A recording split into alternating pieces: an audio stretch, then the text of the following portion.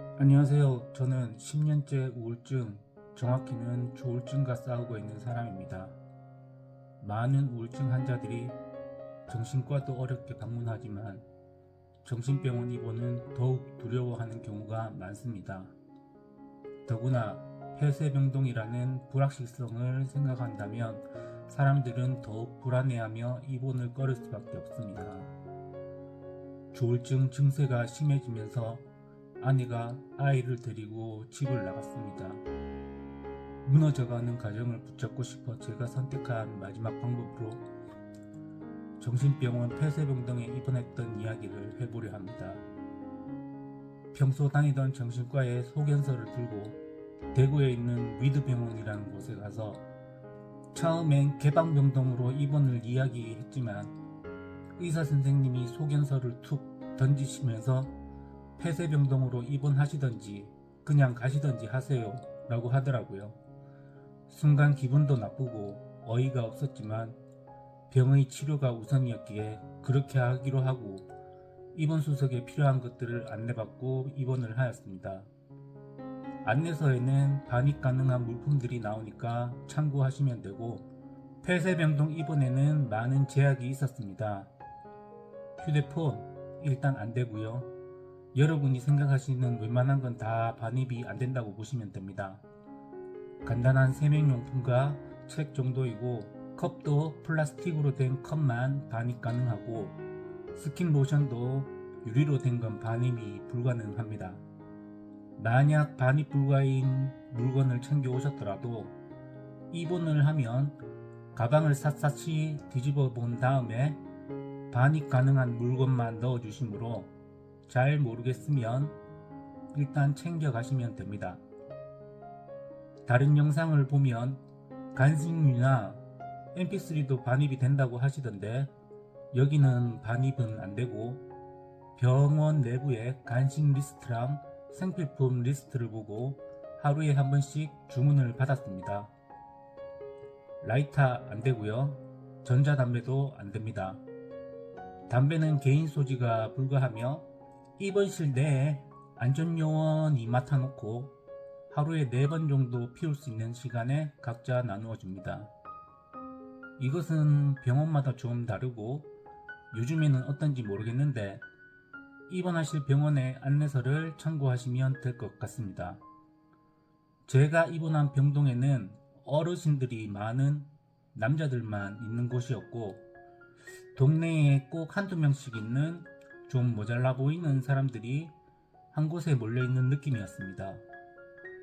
나는 모자라지 않는데 여기 왜 왔지? 라는 생각이 들었는데 병실들을 한 바퀴 돌아보니까 몇몇 저같이 우울해 보이는 분들이 누워있기도 하더라고요.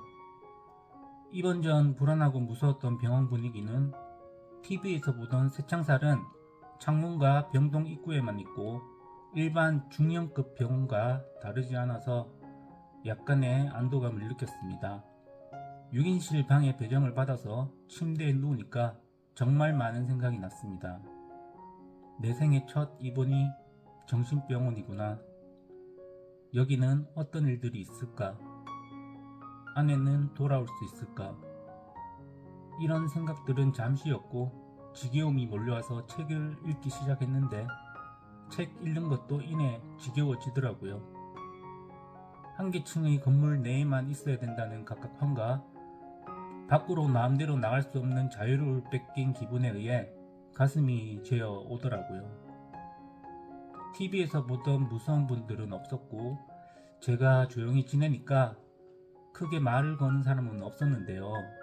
멀쩡한 사람인 안전요원 아저씨가 한가할 때 잠깐씩 이야기를 했는데 중증 정신병 환자나 알코올 중독자들 같은 경우 다른 병동에 분리해 놓은 것 같더라고요.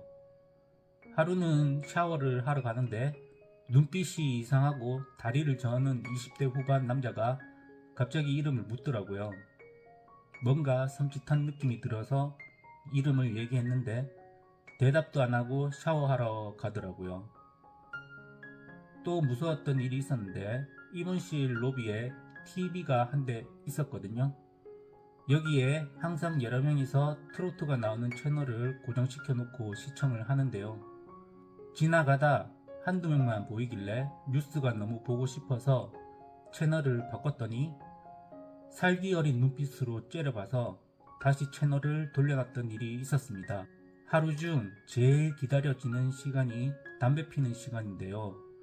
바깥 공기도 쐴 수 있고 햇볕도 쬐을 수 있어 잠깐의 자유로움을 느낄 수 있었습니다. 한날 약간의 비가 오는 날이 있었는데요. 이때 병원에서 감기 걸리면 안 된다고 담배 시간을 주지 않았을 때가 있었던데 많이 화가 났었습니다. 병원 내부에 공중전화가 있는데 전화 카드만 사용을 할 수 있고 일과 시간 내에는 마음대로 전화할 수가 있습니다. 저는 약을 하루에 2번 먹었고요. 간호사님들이 병실을 돌면서 약을 주시는데 약을 다 먹었는지 입을 벌려 확인시켜줘야 합니다. 저녁 취침 시간은 10시로 기억하고 있고 필요시 수면제를 주는데요. 잠이 안 오면 더 센 수면제도 주더라고요. 그리고 담당 의사 선생님과 상담 시간이 있었는데요. 원래는 매일 상담하고 약도 조절하고 해야 할 것 같은데 제 담당 선생님은 하루 이틀 지나서야 10분 정도 상담하면서 그동안 세미나가 있어서 죄송하다고 말하시더라고요. 여기서 제가 퇴원할 결심을 하는데 약도 조정되는 것 같지도 않고 왠지 입원 기간을 늘리려 일부러 상담을 제대로 하지 않는다는 느낌을 받았습니다. 그래서 일주일 뒤에 퇴원하겠다고 하니까 짜증을 내면서 온갖 동의서를 사인받았는데 그 중에 기억나는 건 자살할 경우 병원에 책임을 묻지 않는다는 동의서였습니다. 저는 제가 입원을 요청해서 입원한 케이스라서 제 의사로 퇴원할 수가 있었는데 보호자 동의하에 입원을 한 케이스라면 보호자의 허락이 있어야 퇴원할 수가 있고 보호자 2명과 정신과 전문의 1명의 소견이 있으면 강제 입원도 가능하다고 합니다. 다음날 퇴원을 하는데 뭔가 교도소에서 석방되는 느낌이 들었고 시간이 몇 년 흘러서 정확히 생각은 안 나는데 입원비를 계산하고 보니 일주일 입원비가 100만원 가까이 나와서 많이 놀랐던 것 같습니다. 퇴원 후 며칠이 지나도 아내는 돌아오지 않고 현실을 인지하는 순간 가슴이 두근거리고 숨이 막힐 것 같고 손발이 떨리고 쓰러질 것 같은 느낌들이 드는 굉장히 극심한 우울증에 시달립니다. 돌이켜보면 상태가 호전될 때까지 병원에서 치료를 받고 일상을 버텨낼 때까지 있었다면 이후에 보냈던 힘든 시간들이 덜 힘들게 보내지 않았을까 하는 생각이 있습니다. 혹시 입원을 앞둔 시청자분은 저처럼 빨리 나오지 마시고 의사 동의하에 퇴원하시는 것을 추천드립니다. 그럼 정신병원에 대해 제가 경험했던 일들을 정리해 보겠습니다. 정신병원은 TV에서 보는 그런 곳이 아니고 많이 아파서 가는 곳이다. 나만 잘하면 불미스러운 일은 없다. 거기도 사람 사는 곳이고 일반 병원과 크게 다르지는 않다. 자유가 조금 제한될 뿐 두려워할 정도는 아니다. 이왕 입원한 것 충분히 치료받고 나오자입니다. 혹시 우울증을 겪고 있다면 자기 자신의 의지가 가장 중요한 것 같습니다. 적극적으로 주위에 알리시고 도와달라고 하세요. 혼자 정신과에 가기 두렵다면 가족과 같이 가보시는 걸 추천드립니다. 우울증은 자신의 의지와 가족들의 이해가 가장 중요한 병인 것 같습니다. 이 병으로 인해 가장 소중한 가족을 잃은 사람으로서 부탁드리는 말씀이며 절대 포기하시지 마시길 바랍니다.